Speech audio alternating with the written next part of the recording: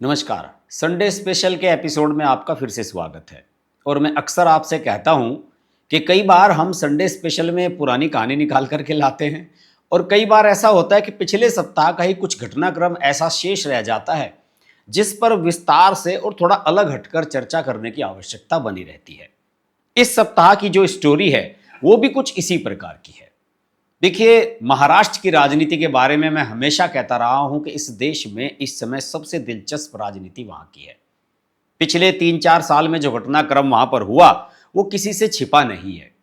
किस तरीके से वहां पर उद्धव ठाकरे मुख्यमंत्री बने जबरदस्ती, और अपनी विचारधारा वाली party Bharatiya Janata party NDA का साथ छोड़कर के कांग्रेस और एनसीपी के साथ चले गए।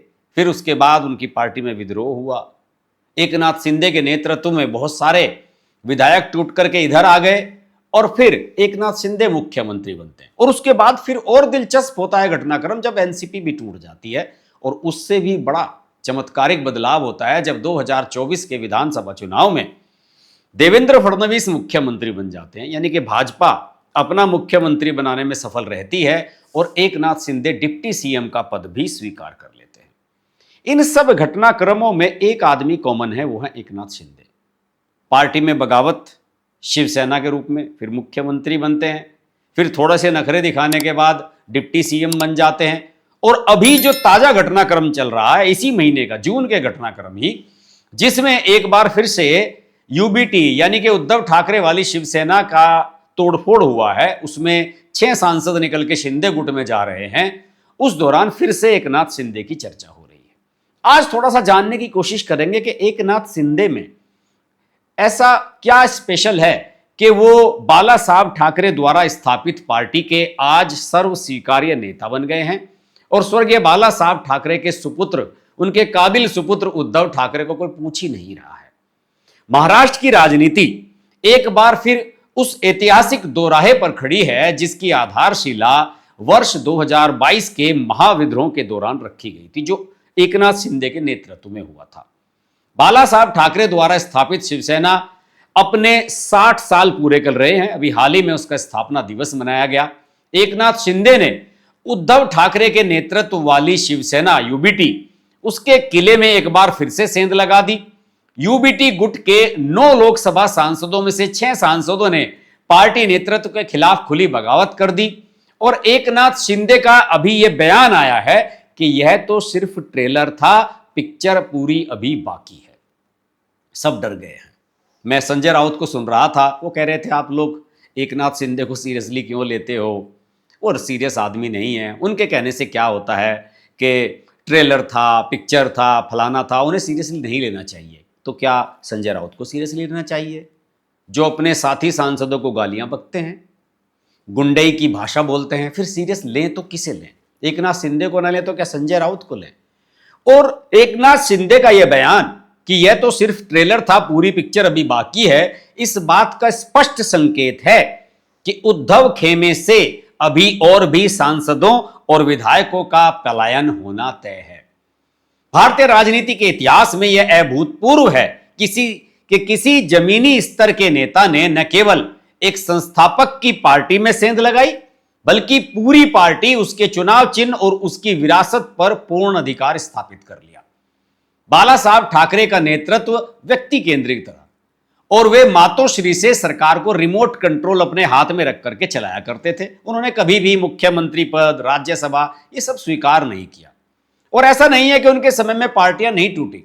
उनके समय में छगन भुजबल अलग हो गए थे, नारायण राणे उनसे अलग हुए थे, बड़ी बगावत हुई थी, और स्वयं उनके भतीजे राज ठाकरे ने बगावत की थी क्योंकि उन्होंने अपने बेटे उद्धव ठाकरे को पार्टी की कमान सौंप दी थी।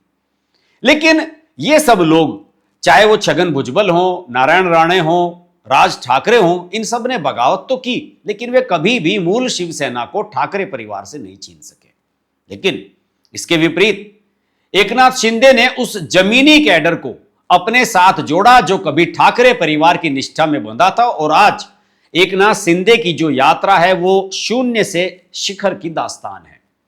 एक सुदूर गांव के मराठा परिवार में जन्मे शिंदे ने अपनी आजीविका के लिए बहुत संघर्ष किया।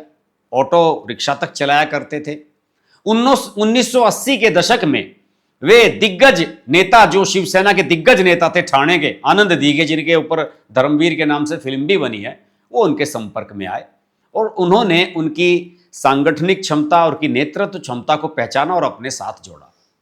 लेकिन वर्ष 2000 में एक दर्दनाक हादसा हुआ।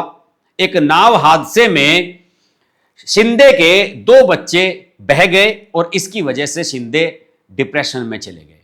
उनका कैरियर, उनका जीवन एक अंधकारमय दौर में चला गया।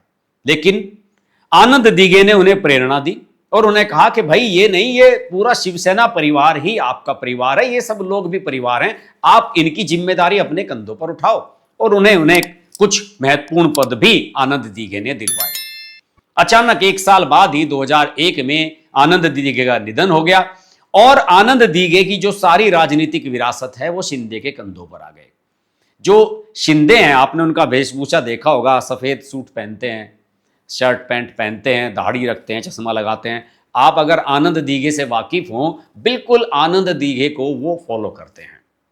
और 2019 में उद्धव ठाकरे ने इनको आगे आने का अप्रत्यक्ष रूप से मौका दिया। हालांकि ये उस समय नहीं उभरे, शिवसेना में एक बड़े नेता बने रहे, सांसद रहे, विधायक रहे कई बार। 2019 में उद्धव ठाकरे ने सत्ता की महत्वाकांक्षा में भाजपा से नाता तोड़कर कांग्रेस और एनसीपी के साथ महाविकास अघाड़ी सरकार बनाई। शिंदे और उनके समर्थकों का मानना था कि सत्ता के लिए बाला साहब की जो प्रखर हिंदुत्व विचारधारा थी उससे गंभीर समझौता कर लिया गया है। 21 जून 2022 को शिंदे ने 39 विधायकों के साथ खुला विद्रोह किया और गुवाहाटी में जाकर होटल में शिफ्ट हो गए। आपको याद होगा उस समय हेमंत बिस्वा शर्मा ने उनकी आवभगत की थी और शक्ति परीक्षण में हार सुनिश्चित देखकर उद्धव ठाकरे ने इस्तीफा दे दिया और 30 जून 2022 को एकनाथ शिंदे ने महाराष्ट्र के मुख्यमंत्री पद की शपथ ली। सत्ता परिवर्तन के बाद कानूनी लड़ाई शुरू हुई, जिसमें फरवरी 2023 में चुनाव आयोग ने एकनाथ शिंदे के गुट को ही वास्तविक शिवसेना के रूप में मान्यता दी। तीर कमान का चुनाव चिन्ह भी दे दिया और आधिकारिक रूप से सारे अधिकार उन्हें दे दिए।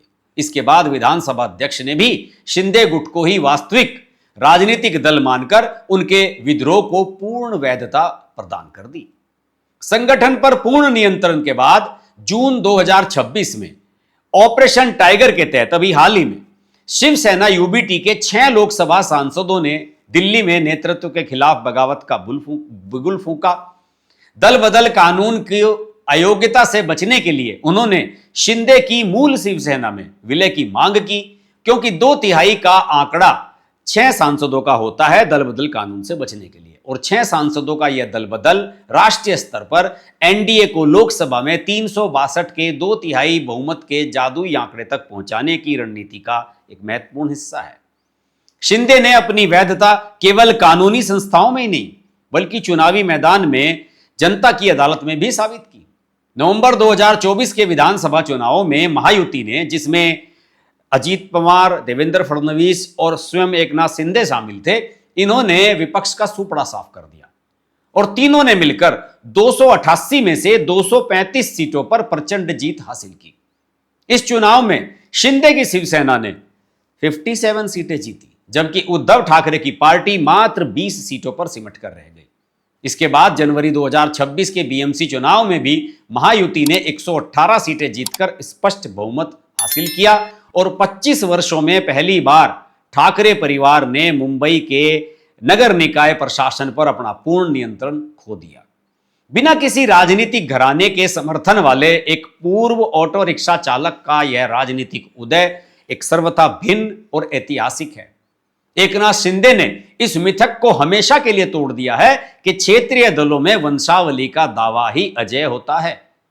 उन्होंने साबित कर दिया कि एक नेता की विरासत उसके खून से नहीं बल्कि उसकी विचारधारा, संघर्ष और जमीनी कार्यकर्ताओं के साथ उसके संपर्क से तय होती है। एकनाथ शिंदे के इस अभूतपूर्व उदय के साथ ही महाराष्ट्र की राजनीति अब मातोश्री के एकाधिकार वाले युग से बाहर निकलकर एक नए युग में प्रवेश कर चुकी है। और जैसे कि मैंने आपको बताया, जमीनी कार्यकर्ताओं से जुड़ना। कोविड काल की मैं आपको बात बताता हूं। कोविड काल में मुख्यमंत्री थे स्वयं उद्धव ठाकरे और ये तो ठाणे के एक नेता थे एकनाथ शिंदे। उस समय पता है क्या हुआ? एक नाथ शिंदे घर में नहीं बैठे, उद्धव ठाकरे की तरह छिपे नहीं।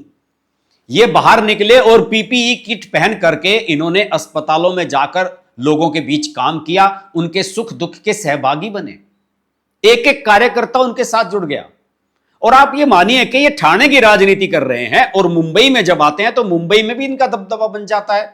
ये इनका जो व्यक्तिगत कनेक्ट है, लोगों के साथ जो व्यक्तिगत जुड़ाव की एक आदत है इनको। देखिए, एक 10वीं पास नेता है, मेरे ख्याल में 10वीं पास भी हैं या नहीं, बहुत कम एजुकेटेड हैं, मराठी भाषा बोलते हैं और मराठी को बड़ी गर्व के साथ ऑन करते हैं।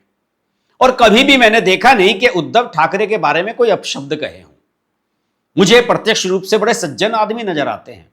और संजय राउत जैसे गुंडों की भाषा बोलने वाले लोग, उन जैसे लोगों को उद्धव ठाकरे राज्यसभा में भेजते हैं। मुझे तो आश्चर्य है कि आज तक कभी भी एकनाथ शिंदे को आगे बढ़ाने का प्रयास स्वयं उद्धव ठाकरे ने क्यों नहीं किया। अगर किया होता तो आज ये दिन ना देखना पड़ता।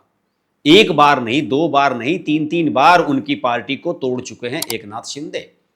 पहले 2022 में बगावत की, विधायकों को ले गए, फिर सांसद भी सारे आ गए, और फिर अभी जो हालिया घटनाक्रम है उसमें जो फिर से चुन करके आए सांसद, उनको भी अपने साथ ले गए। तो इसका सीधा सा मतलब क्या है कि आज महाराष्ट्र में जो हिंदुत्ववादी सोच वाली शिवसेना से जुड़े हुए लोग हैं, वो आज भी उद्धव ठाकरे को स्वीकार नहीं कर रहे हैं अपने नेता के रूप में।